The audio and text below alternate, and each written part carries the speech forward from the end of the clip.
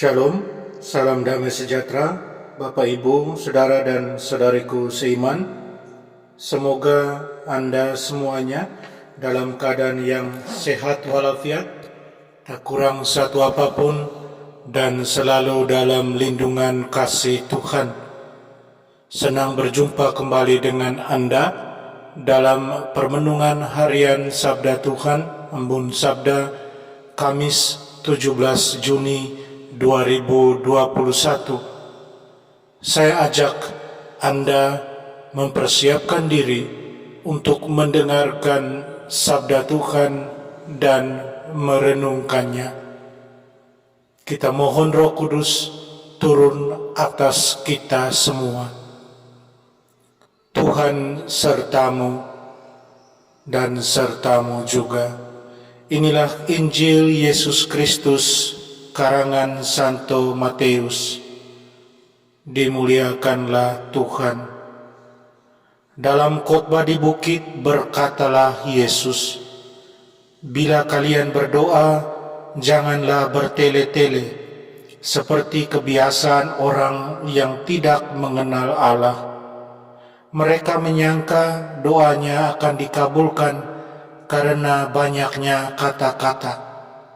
Jadi, janganlah kalian seperti mereka, karena Bapamu tahu apa yang kalian perlukan. Sebelum kalian minta kepadanya, maka berdoalah demikian: Bapa kami yang ada di surga, dimuliakanlah namamu. Datanglah kerajaanmu, jadilah kehendakmu di atas bumi seperti di surga. Berilah kami pada hari ini makanan kami yang secukupnya, dan ampunilah kesalahan kami seperti kami pun mengampuni yang bersalah kepada kami. Dan janganlah membawa kami ke dalam pencobaan, tetapi bebaskanlah kami dari yang jahat. Amin. Karena jikalau kalian mengampuni kesalahan orang, Bapamu yang di surga akan mengampuni kalian juga.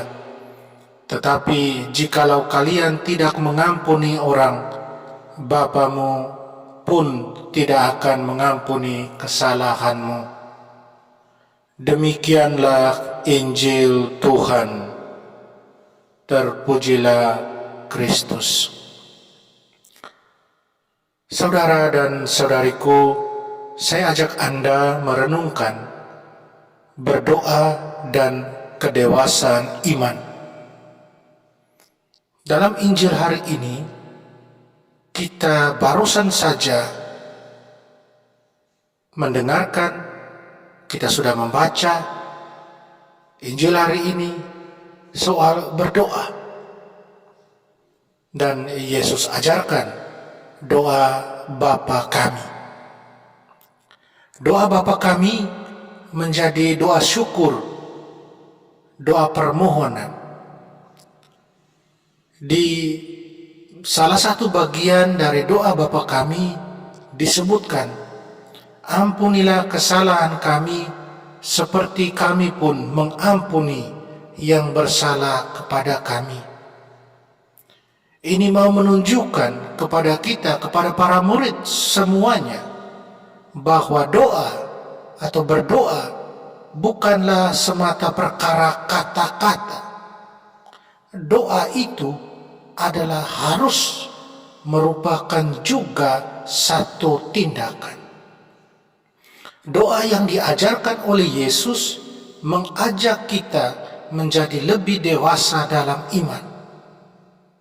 Kalau mau diampuni, ya harus mau mengampuni. Kalau minta rezeki, ya secukupnya saja. Jangan serakah dan seterusnya. Kedewasaan iman akan nampak pada ketidakegoisan dan hanya memikirkan diri sendiri. Sekali lagi, kedewasaan iman akan nampak pada ketidakegoisan dan tidak hanya memikirkan diri sendiri. Saudara dan saudariku dalam iman, Anthony de Mello pernah menceritakan sebuah kisah demikian. Seorang guru yang bijak, dia berkata, ketika seorang bayi ditolong oleh ayahnya, seisi dunia akan bergembira. Tetapi ketika seorang yang dewasa digendong ayahnya, seisi dunia akan menangis. Kedewasaan adalah sesuatu yang sangat dinanti-nantikan. Itu adalah tolak ukur keberhasilan kita sebagai manusia. Saudara dan saudariku dalam Tuhan, jika berdoa itu adalah berbicara kepada Tuhan, maka buatlah kesempatan itu menjadi cara untuk mendewasakan iman kita. Kita harus berjuang supaya komunikasi personal kita dengan Tuhan yang kita buat lahir dari satu kesadaran yang akan kemudian sekali lagi mendewasakan iman kita. Karena dalam doa ada dua hal dan hanya dua hal. Yang pertama adalah kita memuji Tuhan. Kita bersyukur kepada Tuhan atas segala apa yang sudah kita terima. Kita puji namanya, kita muliakan namanya, kita sembah Dia, karena Dia Bapa yang tahu apa yang kita butuhkan, bahkan sebelum kita memintanya. Dan yang kedua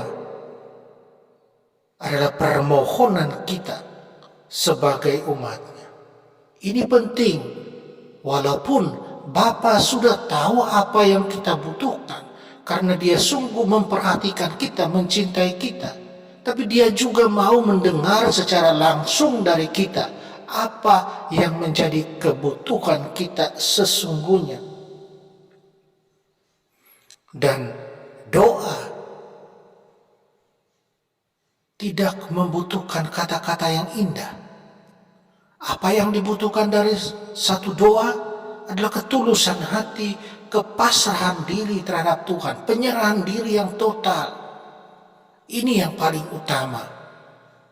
Karena kemudian kita akan menyerahkan kepada Tuhan apa yang terbaik buat Tuhan. Yang terbaik menurut pikiran Tuhan buat kita, dan bukan apa yang terbaik menurut pikiran kita. Yang pasti bahwa Tuhan selalu mau yang terbaik buat kita. Kalau Dia mau yang buruk buat kita, tidak mungkin Tuhan Yesus turun ke dunia dan menyelamatkan kita. Tuhan selalu mau yang terbaik karena Dia mencintai kita, karena Dia adalah kasih.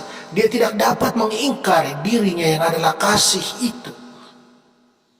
Tapi dari kita sekali lagi diminta, dalam doa kita diminta ketulusan hati, kepasrahan diri. Karena itu, karena ketulusan hati dan kepasrahan diri akan membawa kita sekali lagi pada kedewasaan iman. Kedewasaan iman yang membuat kita sungguh bertumbuh dan berkembang. Berkembang dan bertumbuh dalam apa? Berkembang dan bertumbuh dalam aksi nyata kita setiap hari sebagai pengikut-pengikut Tuhan Yesus. Mari kita berjuang untuk menjadi pengikut-pengikut Tuhan yang baik, yang selalu setia dalam doa-doa kita, yang penuh dengan ketulusan hati dan kepasrahan diri, penyerahan total. Mari kita berjuang, kita doakan Bapa kami dengan penuh kesadaran, dengan penuh kedewasaan iman. Amin. Mari kita berdoa. Allah Bapa kami di surga, bagaimana kami dapat berdoa kepadamu kalau bukan Engkau sendiri yang meletakkan kata-kata pada lidah kami? Semoga kami selalu terbuka terhadap bisikan Roh-Mu, dan ajarilah kami mengenal nama-Mu. Ajarkanlah kami untuk terus setia berdoa dengan penuh kesadaran dan kedewasaan iman, doa yang indah itu yang diajarkan putra-Mu kepada kami. Dengan pengantaran Yesus Kristus Putra-Mu Tuhan kami, yang bersama dengan Dikau dalam persatuan Roh Kudus, hidup dan berkuasa Allah sepanjang segala masa. Amin. Mari kita mohon berkat Tuhan. Tuhan sertamu. Kita sekalian, semua orang yang kita sayangi, segala usaha dan kerja kita dilindungi, dibimbing, dan diberkati Allah yang Maha Kuasa, Bapa dan Putra dan Roh Kudus. Amin.